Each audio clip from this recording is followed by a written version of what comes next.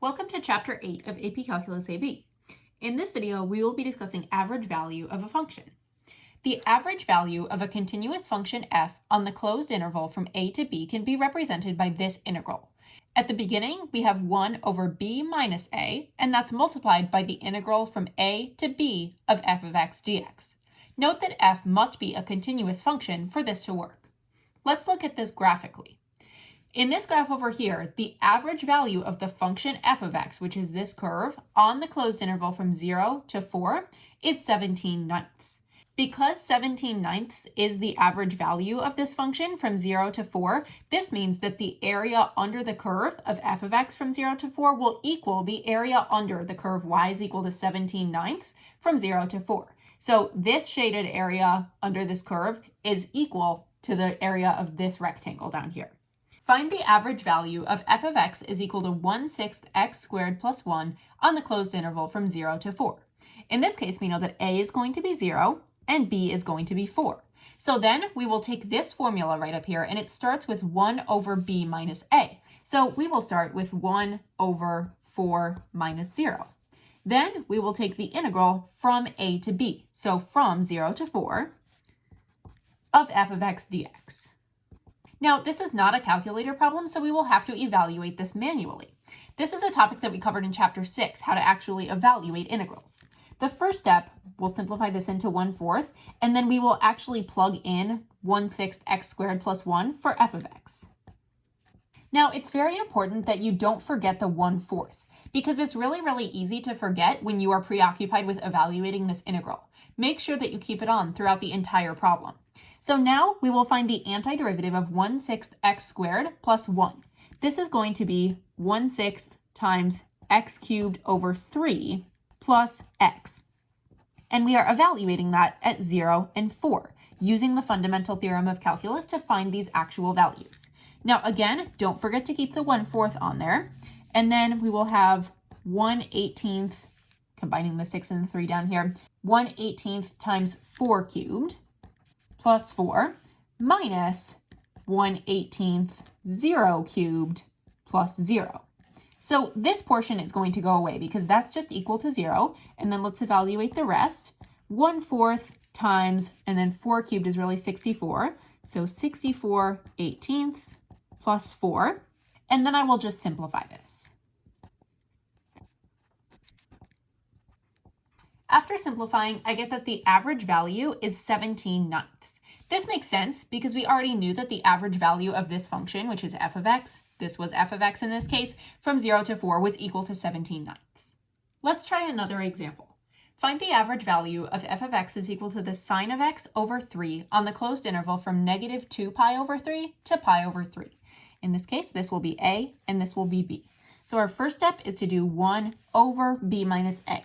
So 1 over pi over 3 minus negative 2 pi over 3, or just plus 2 pi over 3, times the integral from negative 2 pi over 3 to pi over 3 of f of x dx. And instead of writing f of x, I will write the sine of x over 3 dx. Now, I want to clean this up just a little bit before evaluating. For this coefficient out here, I know that it's 1 over 3 pi over 3 because pi over 3 plus 2 pi over 3 is 3 pi over 3. And then these 3's cancel, and I really just have 1 over pi. So that is my real coefficient. So then when I go back to rewrite this, this is really 1 over pi. And then I'm also going to pull out the 1/3 as a constant multiple from this, because you might be looking at this and thinking, oh no, it's a fraction when I have to do u substitution. That's just not necessary because this 3 is really just a constant of 1/3. So this is 1 over pi times 1/3 times the integral from negative 2 pi over 3 to pi over 3 of the sine of x dx. That makes it a bit easier to evaluate. So now I have 1 over 3 pi.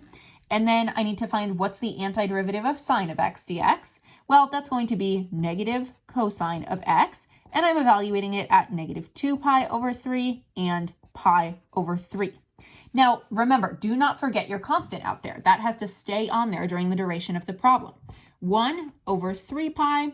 Now I plug in pi over 3, and then I subtract plugging in negative 2 pi over 3. So negative cosine of pi over 3 minus negative cosine of negative 2 pi over 3. Now, it's very easy to get lost here, so make sure that you use parentheses appropriately.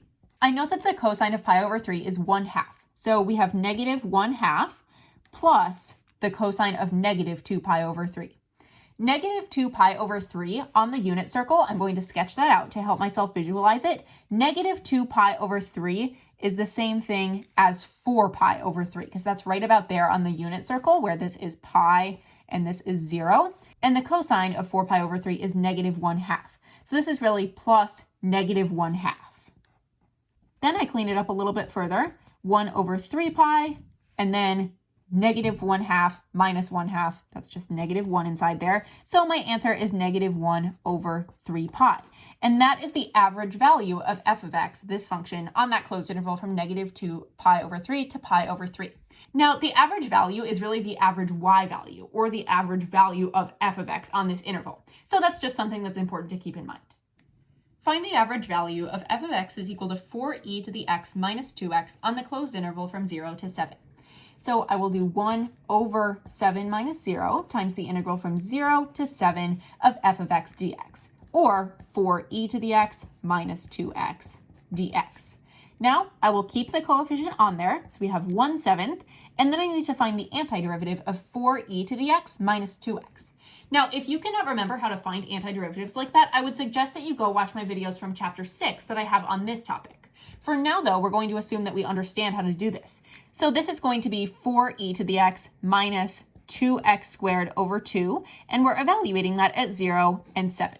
Now, the 2's on here can cancel, and then I will have 1/7 times, and now I'm going to plug in 7 and subtract plugging in 0. So 1/7 times 4e to the 7th minus 7 squared, plugging in 7 for x. Now I'm going to subtract plugging in 0 for x. 4e to the power of 0 minus 0 squared. Now the 0 squared is going to go away, and then 4e to the power of 0, be very careful, don't cross that off. That's not going to go away because e to the power of 0 is really just 1. So when I rewrite, I'll have 1/7 times 4e to the 7th minus 49 minus 4 times 1, or just 4. And it looks like this is my answer. This aligns with answer choice C. They've just moved the 7 to the bottom because it is a 1/7 there. Now, it is very, very important, again, that you keep on this coefficient of 1/7, because if you forget that, you might be thinking, oh, D is the correct answer, because you would just have 4e to the 7th minus 53, and they will try to do that to you on the multiple choice. They will try to trick you, so it's very, very important that you do keep that coefficient on there. Consider the function given by f of x is equal to x over the square root of 9 minus 9x squared. Find the average value of f of x on the closed interval from 0 to 1/3. First, I'm going to write out my coefficient, which is 1 over b minus a, or 1 over 1/3 minus 0. And then I multiply that by the integral from 0 to 1/3 of f of x dx, or x over the square root of 9 minus 9x squared dx. Now, when I rewrite this, I'm going to clean up my coefficient a little bit. I have 1 over 1/3, which is really just 3. So my new coefficient will be 3. 3 times the integral from 0 to 1/3 of this function. And this function right here does not look like it's going to be very friendly to integrate. We are going to need to use u substitution because I see a function stuck inside the square root function. So I will say, let u be equal to 9 minus 9x squared. And if you want a review of u sub, I do have separate videos on that. This means that du dx will be equal to negative 18x.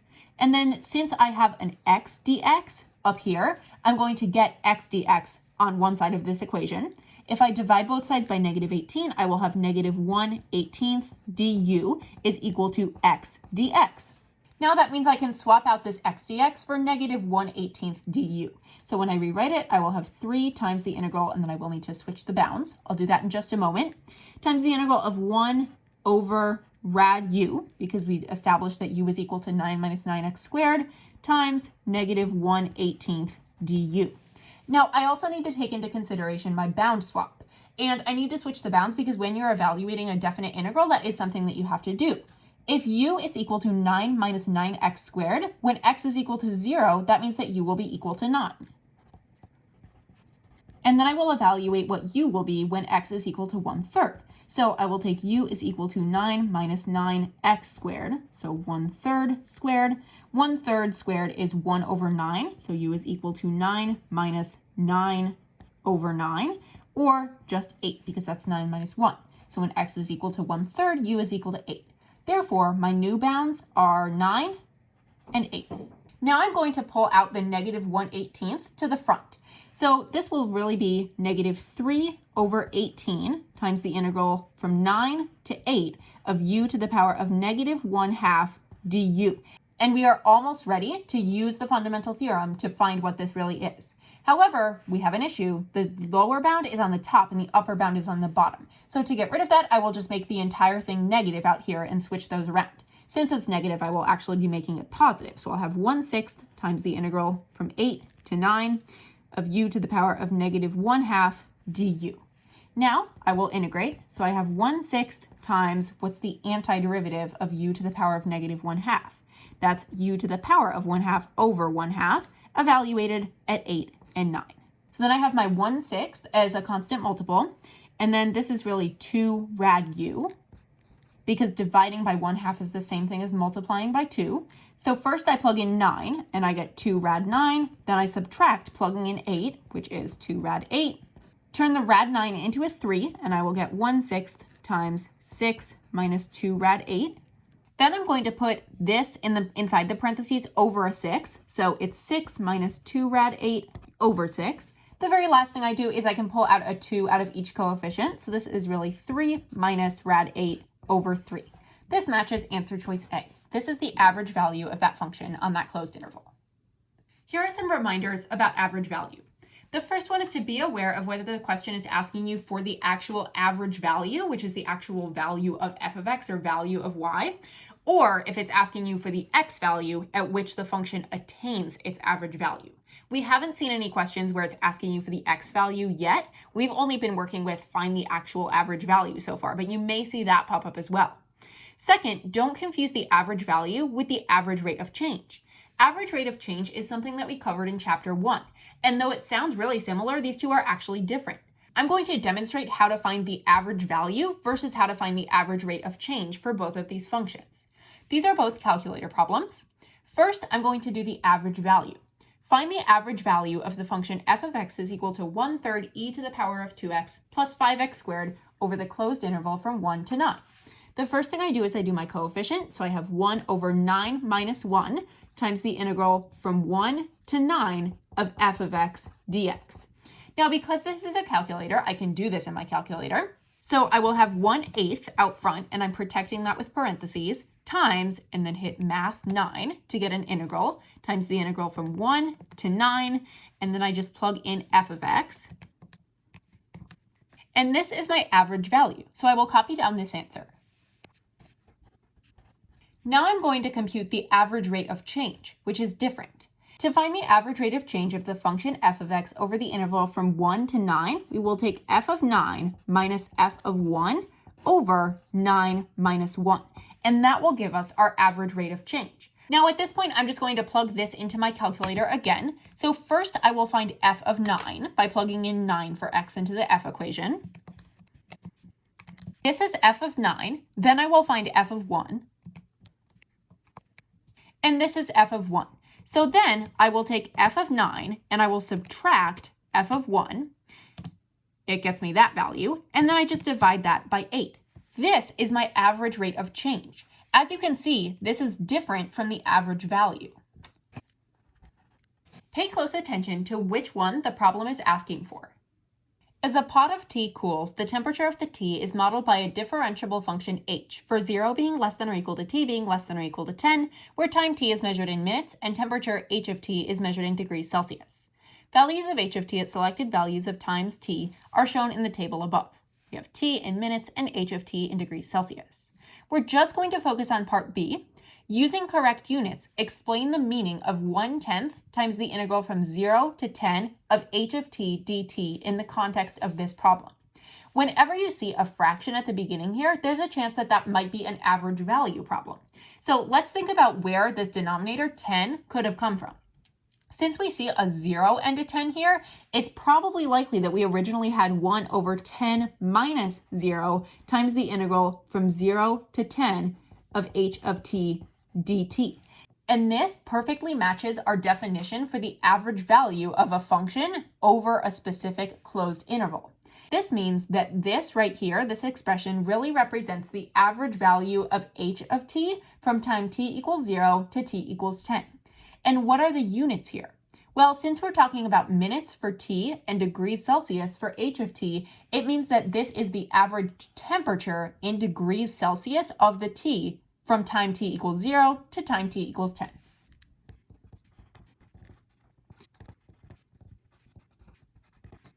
Notice that I included units like degrees Celsius and minutes in my answer.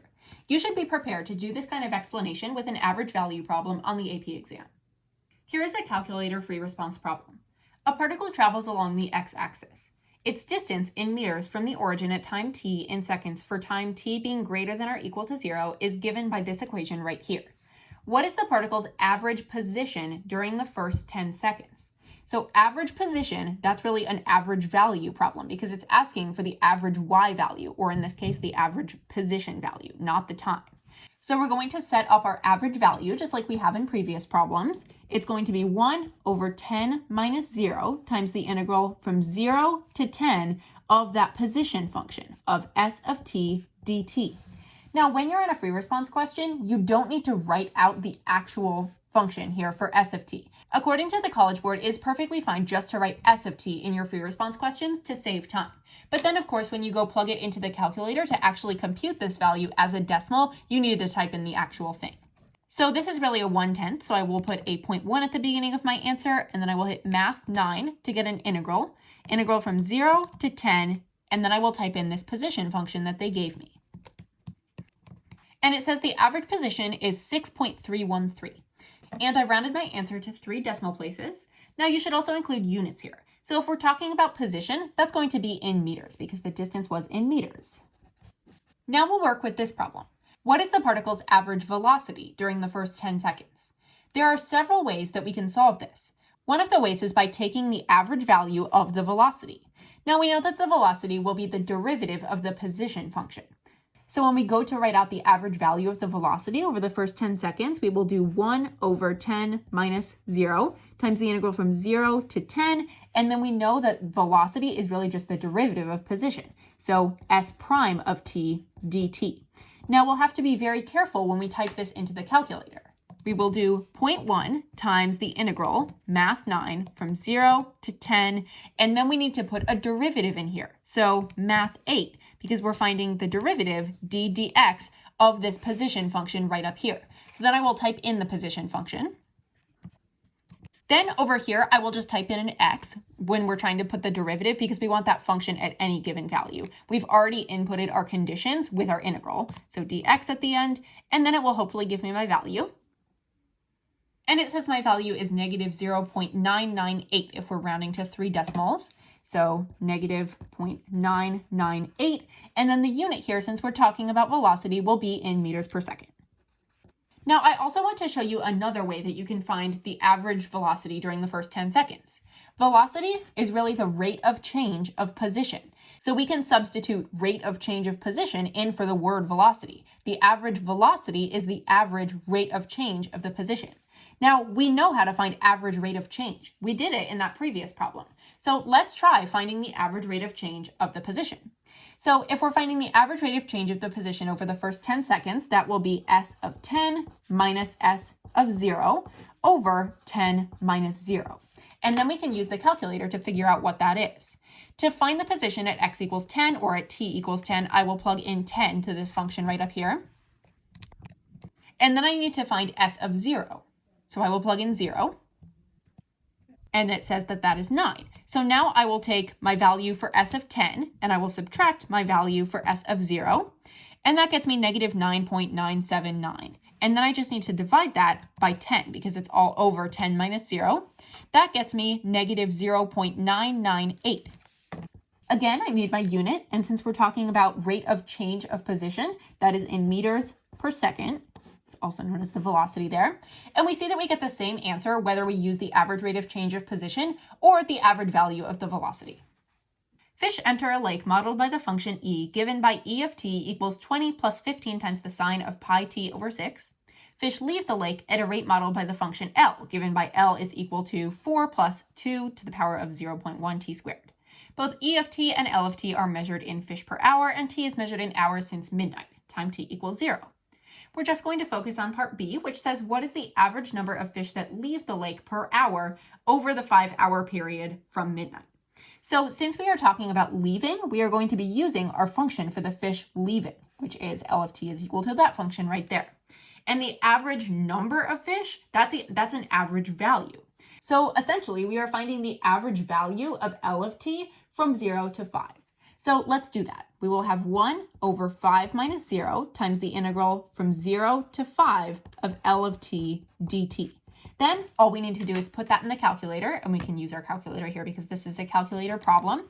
So 1 over 5 minus 0, or just 1/5, equivalent to 0.2, times the integral from 0 to 5 of L of t, which is 4 plus 2 to the power of 0.1 t squared. And you might notice that I'm using x in here. That's just because x is a variable that's easy to access on this keyboard here, and that's perfectly fine, dx. This gives me 6.059. So 6.059, that is the average number of fish that leave the lake per hour over the 5-hour period from midnight to 5 a.m.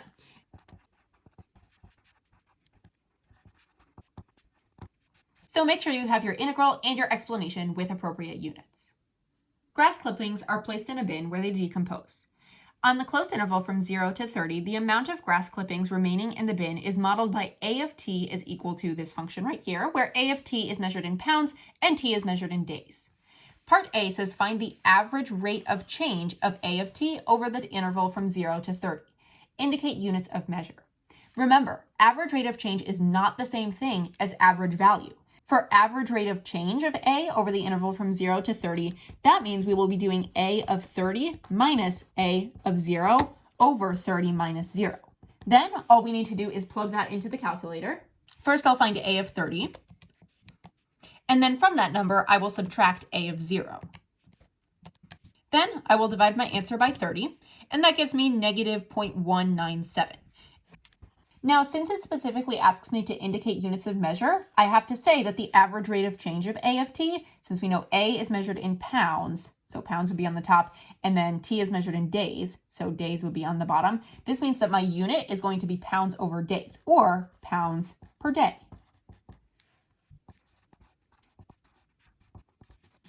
There's my answer for part A.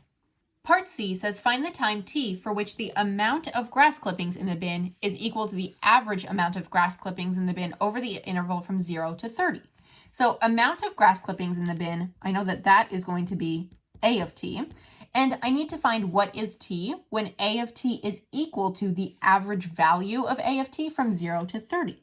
The average value of A of t from 0 to 30 will be 1 over 30 minus 0 times the integral from 0 to 30 of A of t dt.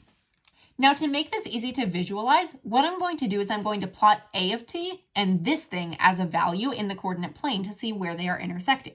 So A of t, I know that that is 6.687 times 0.931 to the power of t. And I'm just going to do x in here because that's an easy variable.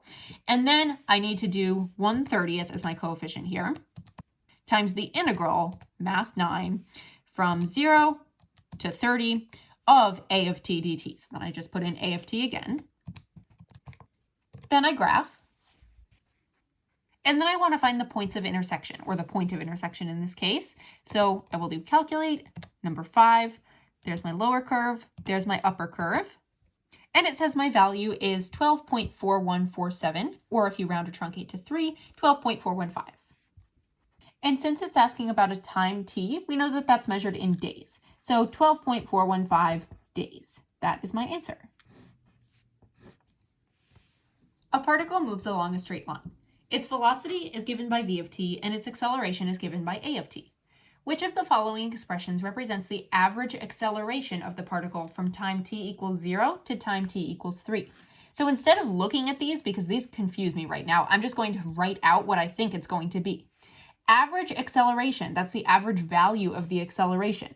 So average value of the acceleration from time t equals 0 to time t equals 3, that's 1 over 3 minus 0 times the integral from 0 to 3 of a of t dt. So one of the answers, it could be 1/3 times the integral from 0 to 3 of a of t dt. However, they also gave me information about the velocity. So I'm going to try to write this in terms of velocity as well. So I know that acceleration is really rate of change of velocity. So this could also be the average rate of change of the velocity. Remember, average rate of change is when we have f of b minus f of a over b minus a, or something like that. In this case, since we're talking about average rate of change of velocity from t equals 0 to t equals 3, that will be v of 3 minus v of 0 over 3 minus 0. So now let's see which of my answers are going to match. This one is taking the integral of velocity, so no. This one, 1/3 times the integral from 1 to 3 of a of t dt. That one is so close to this one, but they have a 1 instead of a 0 down here, so B is not correct. This one would be taking the average rate of change of the acceleration. This one is correct because this matches with what we got over here. And this one, they were taking the integral of the absolute value of velocity, which is not what you are supposed to do in this case.